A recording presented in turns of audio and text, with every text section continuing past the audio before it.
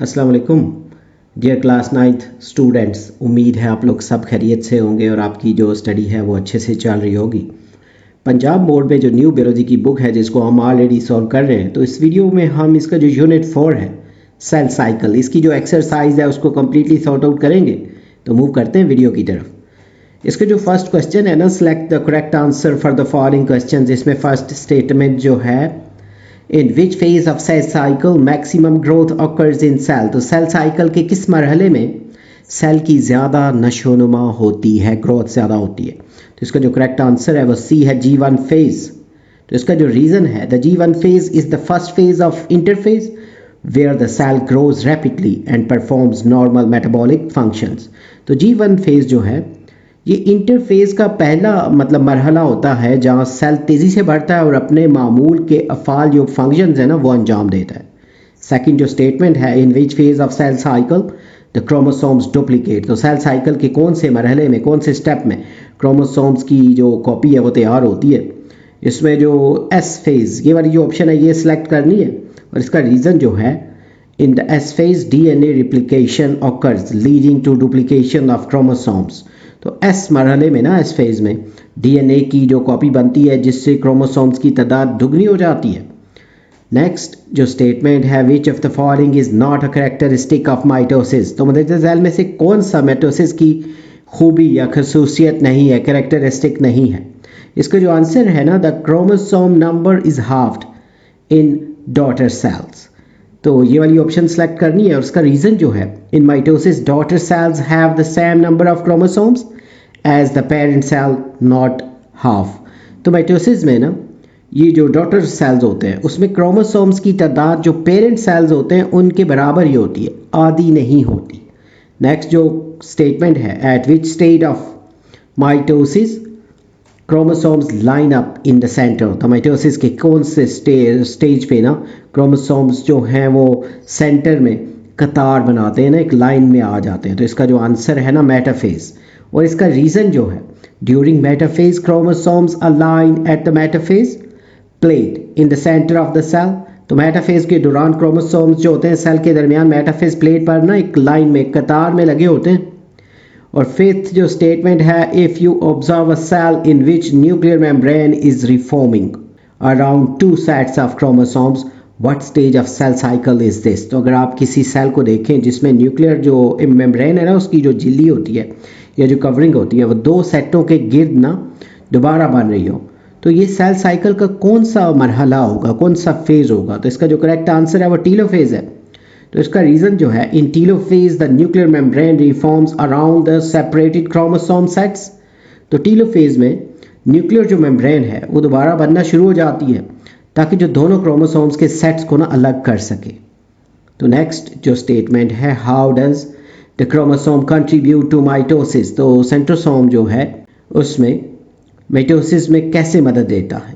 तो इसका जो करेक्ट आंसर है ना, ये वाला जो ऑप्शन है, मेक्स माइटोटिक स्पिंडल, ये वाली ऑप्शन इसकी सूट करती है इसको। तो इसका जो रीज़न है ना, centrosomes are responsible for forming the mitotic spindle which helps separate chromosomes.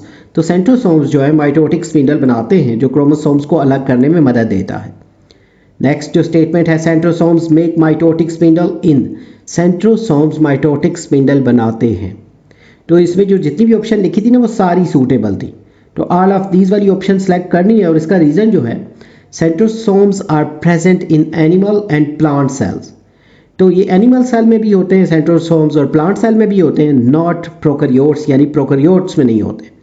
And help in spindle formation, और यही जो है ये स्पिंडल फॉर्मेशन में हेल्प करते हैं। उसके बाद नेक्स्ट जो स्टेटमेंट है, an organism has 4 pairs of chromosomes after meiosis 1.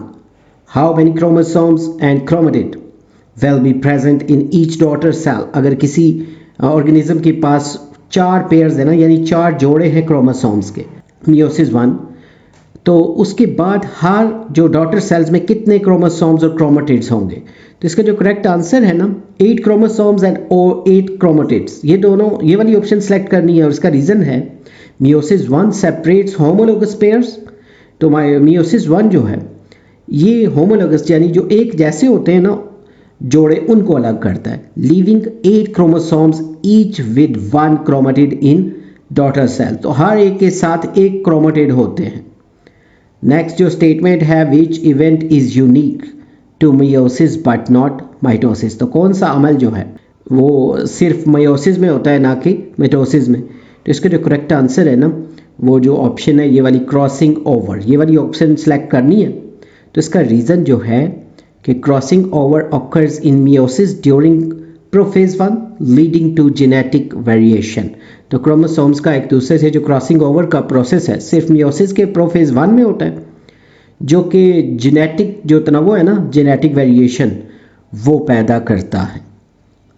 Last जो स्टेटमेंट है, why is meiosis 2 necessary after meiosis 1। तो मियोसिस 2 जो है मियोसिस 1 के बाद क्यों ज़रूरी है। इसकी ये वाली जो ऑप्शन है ना, टू सेपरेट सिस्टर क्रोमेटिड्स, ये वाली ऑप्शन अलग करनी है, सेलेक्ट कर लेनी है ये वाली ऑप्शन। और इसका रीज़न जो है, meiosis 2 is similar to mitosis and separates sister chromatids into different daughter cells. तो माइटोसिस 2 में ना मिटोसिस की तरह होता है ना, और इसमें जो सिस्टर क्रोमेटिड्स को ना अलग किया जाता है ताकि हर जो डॉटर सेल्स है उसको एक मुकम्मल क्रोमेटिड मिले। नेक्स्ट में जो शॉर्ट क्वेश्चंस है ना, इसके एक्सरसाइज के शॉर्ट आंसर्स जो हैं वो लिखने हैं। तो इसमें फर्स्ट जो क्वेश्चन है, in list the events that occur during the G1 phase of interphase. तो इंटरफेज की ना G1 वाली जो मरहला है उसमें होने वाले जो वाक़यात हैं ना, इवेंट्स, उनको लिखना है। इसका जो आंसर है G1 phase, first gap phase भी इसको कहते हैं। तो इट बिगिंस आफ्टर माइटोसिस, तो ये माइटोसिस के बाद शुरू होता है। In this phase the cell grows in size, इस मरहले में क्या होता है कि सेल का साइज बढ़ता है। The cell makes protein and organelles, तो जो सेल होता है वो प्रोटीन्स बनाता है, उसके अलावा वो ऑर्गेनेलिज बनाता है, उसके अंदर जो ऑर्गेनेलिज होते हैं वो। It also makes enzymes needed for DNA replication, तो ये DNA की मतलब वो डुप्लीकेट यानी नकल बनाने के लिए ना, कॉपी बनाने के लिए जो ज़रूरी एंजाइम है वो बनाता है। उसके बाद जो सेकंड क्वेश्चन है, what is the main purpose of S phase in the cell cycle. Cell cycle के S वाले मरहले का ना अहम मकसद क्या है। इसका जो आंसर है, S phase synthesis phase, in this phase DNA is copied. तो ये जो मरहला है, इस मरहले में ना DNA की जो कॉपी है वो तैयार की जाती है। फिर each chromosome becomes 2 sister chromatids, तो हर क्रोमोसोम 2 सिस्टर क्रोमेटिड्स में तब्दील हो जाता है। The total number of chromosomes stage the same, तो टोटल नंबर जो होते हैं ना क्रोमोसोम्स की तादाद वही रहती है। तो during which phase of mitosis sister chromatids separate, तो माइटोसिस के किस मरहले में सिस्टर क्रोमेटिड अलग हो जाते हैं। तो इसका जो आंसर है ना, during anaphase spindle fibres pull sister chromatids apart. तो यहाँ पे एनफ फेज के दौरान ना स्पिंडल फाइबर्स जो हैं सिस्टर क्रोमेटिड को अलग कर देते हैं। They move to opposite poles of the cell, तो फिर क्या करते हैं, ये सेल के ऑपोजिट चले जाते हैं, यानी एक तरफ और एक दूसरी तरफ। तो 2 identical sets of chromatids are form, तो 2 एक जैसे क्रोमेटिड्स के सेट जो हैं वो तख्लीक होते हैं या वो बनते हैं। नेक्स्ट जो क्वेश्चन है, how does crossing over contribute to genetic variation in meiosis. तो मायोसिस में क्रॉसिंग ओवर जो है वो जेनेटिक तब्दीली जो है जेनेटिक वेरिएशन में कैसे मदद देती है। तो इसका आंसर जो है, crossing over makes new combinations of genes. Crossing over जो है जीन्स के नए जो है कॉम्बिनेशंस मजमूए वो बनाता है। तो each gamete gets different gene from parents, तो हर गैमीट जो है वो पेरेंट सेल से मुख्तलिफ जीन्स उसको मिलते हैं।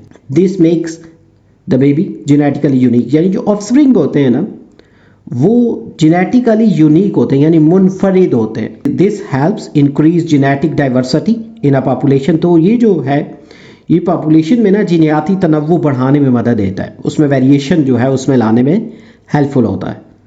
नेक्स्ट जो क्वेश्चन है, what is the role of spindle fibres in mitosis. तो माइटोसिस में स्पिंडल फाइबर का क्या किरदार है। इसका जो आंसर है, spindle fibres attach to the centromeres of chromosomes. तो स्पिंडल फाइबर क्रोमोसोम्स के सेंट्रोमियर से जुड़े होते हैं ना, यानी दरमियान में जो एक गिरा सी लगी होती है। They help line up chromosomes in the middle, तो ये क्रोमोसोम को दरमियान में तरतीब देने में मदद देते हैं। Then they pull sister chromatids apart to opposite poles, तो फिर ये जो सिस्टर क्रोमेटिड्स को अलग करके मुखालिफ सिमतों में खींचते हैं। This ensures equal distribution of genetic material, इससे जो जेनेटिक मटीरियल है वो इक्वली डिस्ट्रीब्यूट होता है, यानी बराबर तकसीम हो जाता है। नेक्स्ट जो क्वेश्चन है, question 6, how is cytokinesis in animal cell different from plant cell. तो जानवरों और पौधों के ना जो सेल्स हैं उनमें साइटोकाइनेसिस में क्या फ़र्क है। तो इसका आंसर है, in animal cells a furrow forms and pinches the cell into two. तो एक तरह से ना जानवरों के जो सेल्स होते हैं उनमें एक नाली सी बनती है जो फिर सेल को दो हिस्सों में तकसीम कर देती है। In plant cells vessels form a plate called phragmoplast. तो पौधों के जो सेल्स हैं उसमें वेसिकल जो है एक प्लेट बनाती है जिसे फ्रैग्मोप्लास्ट कहते हैं। तो this plate becomes the new wall. तो फिर आहिस्ता आहिस्ता ना ये एक नई वॉल बन जाती है, सेल वॉल बन जाती है बिटवीन द टू सेल्स। उसके बाद जो 7th क्वेश्चन है, what is the difference between prophase of mitosis and prophase 1 of meiosis 1। तो माइटोसिस के प्रोफेज और मियोसिस 1 के प्रोफेज 1 में ना क्या फ़र्क है। इसका जो आंसर है, in mitosis prophase chromosomes appear and spindle forms but no crossing over. तो मायोसिस के जो प्रोफेज में क्रोमोसोम्स जो हैं वो नज़र आते हैं, स्पिंडल जो है वो बनता है मगर कोई क्रॉसिंग ओवर नहीं होती। उसके बाद नेक्स्ट जो क्वेश्चन है, how does meiosis differ from mitosis in terms of chromosome number. Meiosis chromosomes की तादाद के लिहाज से माइटोसिस से कैसे मुख्तलिफ है। इसका जो आंसर है ना, in mitosis the chromosome number stays the same as the parent cell. Mitosis में क्रोमोसोम्स की तादाद जो है वो पेरेंट सेल के बराबर ही रहती है। It produces diploid 2n daughter cells. तो इसमें यानी डिप्लॉयड 2n जो डॉटर सेल्स है ना वो बनते हैं। इन meiosis the chromosomes number is reduced by half. तो मायोसिस में क्रोमोसोम्स की तादाद आधी हो जाती है। It produces haploid daughter cells. तो इसमें जो डॉटर सेल्स हैं वो हैप्लॉयड बनते हैं, यानी उनकी तादाद आधी होती है ना। तो नेक्स्ट जो क्वेश्चन है, what are the key events of anaphase in mitosis. Mitosis के एनाफेज में ना कौन कौन से अहम इवेंट्स होते हैं। तो इसका जो आंसर है, in anaphase spindle fibres pull sister chromatids to opposite poles. तो एनाफेज में स्पिंडल फाइबर्स जो सिस्टर क्रोमेटिड्स को मुखालिफ जो ऑपोजिट साइड है ना उस तरफ खींचते हैं। तो sister chromatids separate from each other. तो सिस्टर क्रोमेटिड एक दूसरे से अलग हो जाते हैं। तो two equal sets of chromosomes move to opposite sides. तो दो जो बराबर क्रोमोसोम्स के सेट हैं वो मुखालिफ सिमतों की तरफ चले जाते हैं। उसके बाद नेक्स्ट जो क्वेश्चन है, what is the function of the centrosome during cell division. तो सेल डिवीजन के दौरान ना सेंट्रोसोम का क्या काम होता है। इसका जो आंसर है, centrosome make and organise spindle fibres. Centrosome spindle fibres बनाते हैं और उनको तरतीब देते हैं। They help in moving chromosomes during mitosis. तो ये माइटोसिस के दौरान क्रोमोसोम्स की मूवमेंट यानी हरकत देने में मदद देते हैं। They move to opposite sides of the nucleus. तो ये न्यूक्लियस के मुखालिफ सिमतों में या मुखालिफ सिरों की तरफ चले जाते हैं। नेक्स्ट जो क्वेश्चन है, what are sister chromatids and when do they separate in meiosis. तो सिस्टर क्रोमेटिड क्या होते हैं और मियोसिस में कब अलग होते हैं ये। तो इसका जो आंसर है, sister chromatids are identical copies of a chromosome. तो सिस्टर क्रोमेटिड जो हैं क्रोमोसोम्स की एक जैसी कॉपीज होती हैं। तो they are joined at a point called centromere. तो ये एक जगह पर जुड़ती हैं ना, उस पॉइंट को जहाँ पे ये जुड़ती हैं उसको सेंट्रोमियर कहते हैं। They separate in anaphase 2 of meiosis ना। तो ये मायोसिस के एनाफेज 2 में अलग होती हैं। तो इसका जो लास्ट क्वेश्चन है ना शॉर्ट क्वेश्चंस में, how is mitosis related to the process of regeneration. तो माइटोसिस में ना ये जो दोबारा बनना यानी ये रीजेनरेशन के अमल से कैसे ताल्लुक़ रखता है। तो some animals can regrow body parts using mitosis. तो कुछ जानवरों में ना माइटोसिस की मदद से जिस्म के कुछ हिस्से दोबारा जो हैं वो उग सकते हैं, बन सकते हैं, दोबारा रीजेनरेट हो सकते हैं। तो mitosis helps form new sales in the damaged area. Mitosis जो है नुकसान वाले हिस्से में नए सेल्स बनाने में मदद देता है। तो this process is called regeneration और इसी अमल को रीजेनरेशन कहते हैं। लॉन्ग क्वेश्चंस जो हैं उनकी तरफ मूव करते हैं। Right answers in detail.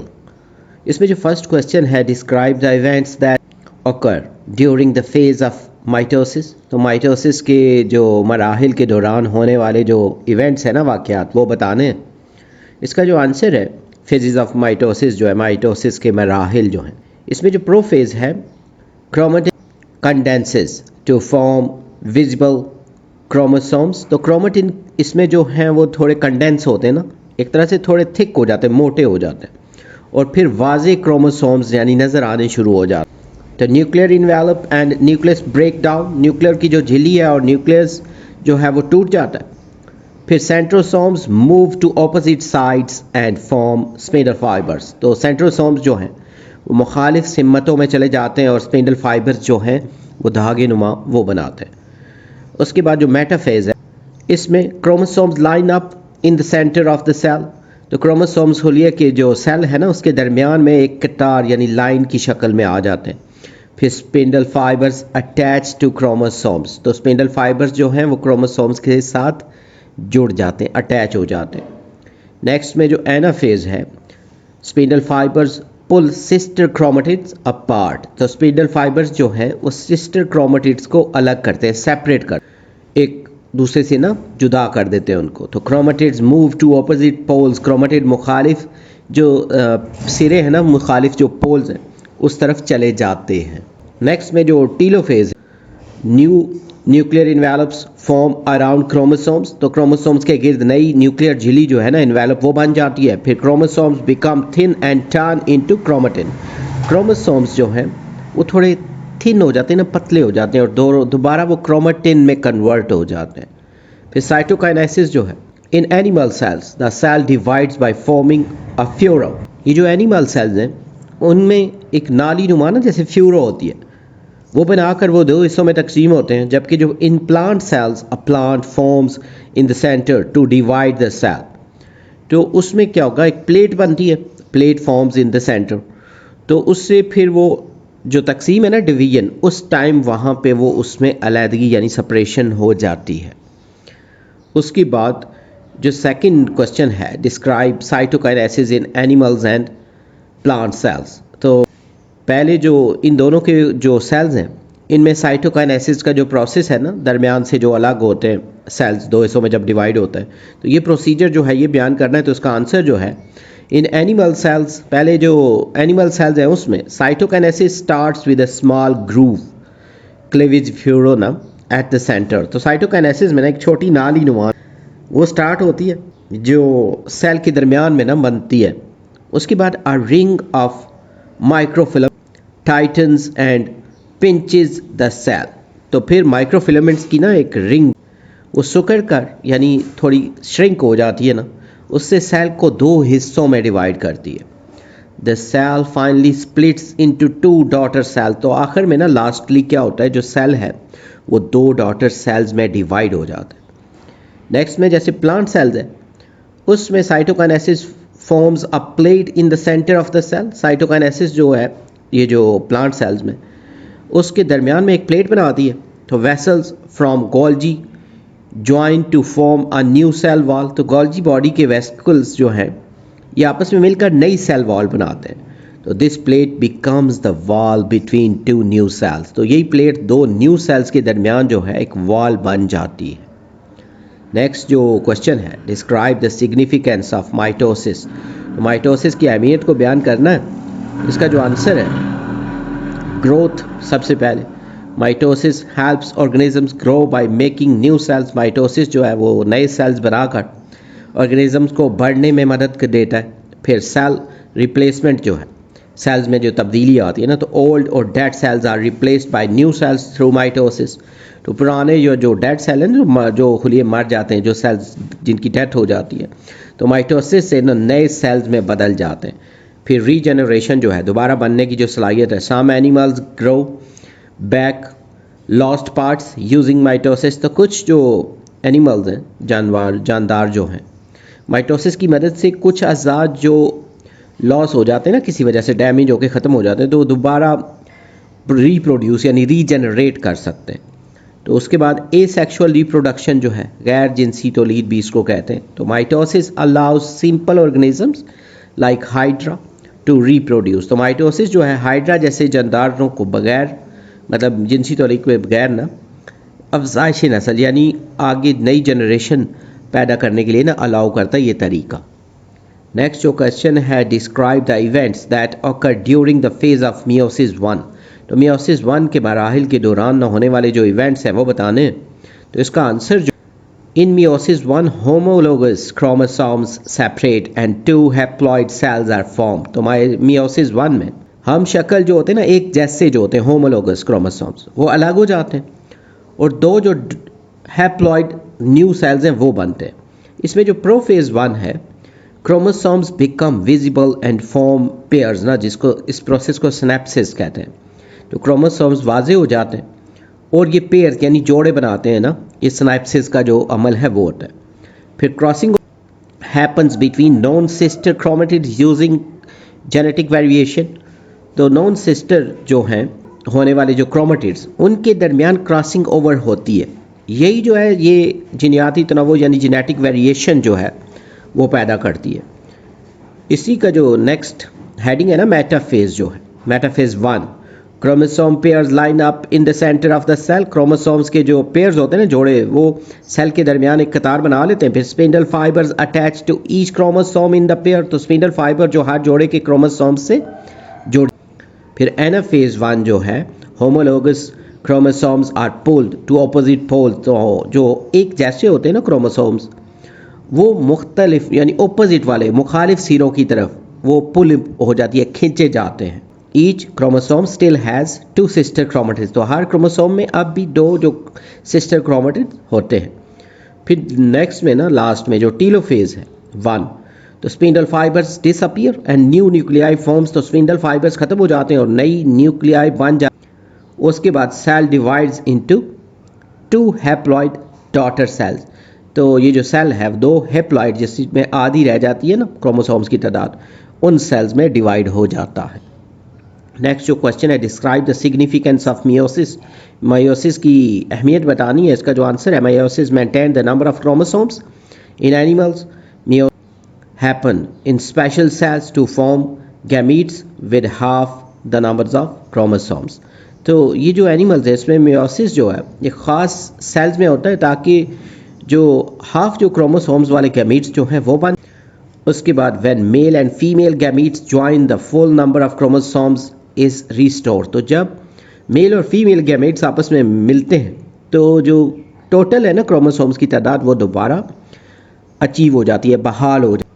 तो in flowering plants meiosis forms spores with half chromosomes. तो जो फूलदार पौधे होते हैं उसमें मायोसिस जो है वो हाफ क्रोमोसोम्स वाले स्पोर्स बनाता है। तो these spores grow into a new generation inside the flower. तो यही स्पोर्स जो हैं फूल के अंदर नई जनरेशन जो है वो बनाते हैं। इसी तरह जो मियोसिस ब्रिंग जेनेटिक डाइवर्सिटी, ये मतलब उसमें ना वेरिएशन लाता है। तो crossing over in meiosis make new combinations of gene. तो मियोसिस में ना क्रॉसिंग ओवर नए जीनियाती जो इम्तजाज है ना वो पैदा करती है। तो as a result the zygote is genetically different from both parents. तो इससे क्या होगा कि जाइगोट जो है वो दोनों वालियात जो वालदेन हैं जो पेरेंट सेल्स हैं उनसे जीनियाती तौर जीनियाटिकली ना वो डिफरेंट होगा। यहाँ पे इसके जो लॉन्ग वाले क्वेश्चन थे ना ये कंप्लीटेड हैं। उसके बाद इनक्वेस्टिव जो क्वेश्चंस हैं उसमें फर्स्ट जो है ना, what role might mistakes in the cell cycle check points play in the emergence of cancer. तो खुरियाती ये जो साइकिल है सेल साइकिल, इसके चेक पॉइंट्स में ना अगर कोई डिफेक्ट्स आ जाए, मिस्टेक्स आ जाए ना, तो कैंसर के उभरने में इनका क्या किरदार हो सकता। इसका जो आंसर, इसको मेनली जस्ट गाइड किया है कुछ पॉइंट्स के थ्रू, आप इसको खुद से थोड़ा प्रोलॉन्ग कर सकते हैं। Cell cycle check points control whether a cell should divide, repair और स्टॉप। तो ये जो सेल साइकिल है इसके चेक पॉइंट्स पे कंट्रोल करते हैं ना, ये कंट्रोलिंग होती है कि सेल तकसीम जब होता है ना, या फिर उसको रिपेयर कर सके या फिर वो रुक जाए। फिर if mistakes occur in these check points damage cell may divide uncontrollably. तो इन चेक पॉइंट्स में अगर कोई डिफेक्ट रह जाए ना, कोई मिस्टेक रह जाए, तो जो ख़राब वाले सेल्स होते हैं वो बगैर रुक के डिवाइड होना शुरू हो जाते हैं अनकंट्रोलेबली, यानी उन पे कंट्रोल नहीं रहता। तो this uncontrolled cell division can form tumours and lead to cancer. तो यही जो है अनकंट्रोलेबल जो तकसीम है ना डिवीजन तो इससे मुख्तलिफ तरह की ट्यूमर जिनको रिसोरियाँ वगैरह कहते हैं और इसी से फिर कैंसर का बायस भी बन सकती हैं। तो 10 proper check point function is essential to prevent cancer. तो लिहाजा ये जो चेक पॉइंट्स हैं इनका दुरुस्त काम करना कैंसर को रोकने के लिए ज़रूरी है। नेक्स्ट जो क्वेश्चन है, why do skin cells divide continuously throughout an organism's existence but nerve and muscle cells permanently exist the cell cycle.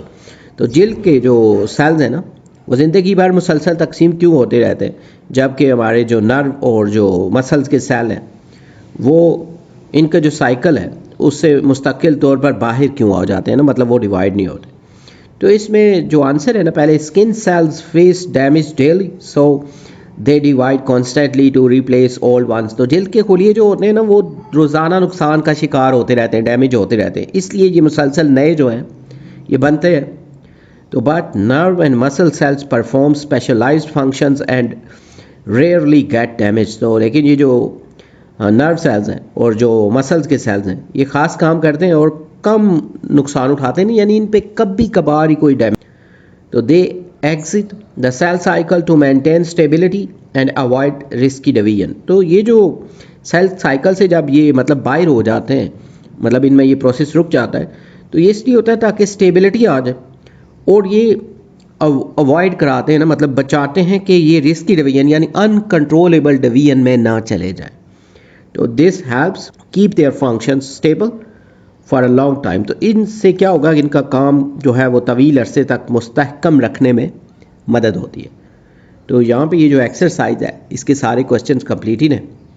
उम्मीद है ये वीडियो, ये लेक्चर और ये जो नोट्स है ये आपके लिए हेल्पफुल होंगे। अगर आपने हमारा चैनल सब्सक्राइब नहीं किया तो सब्सक्राइब कर ले। उसके अलावा इस बुक से रिलेटेड मज़ीद वीडियोज़ या नोट्स की ज़रूरत हो तो चैनल पे इस बुक की प्लेलिस्ट मौजूद है, वहाँ से आप इसको सॉर्ट आउट कर सकते हैं और वीडियो की डिस्क्रिप्शन जो है वहाँ पे भी प्लेलिस्ट का लिंक दिया गया है।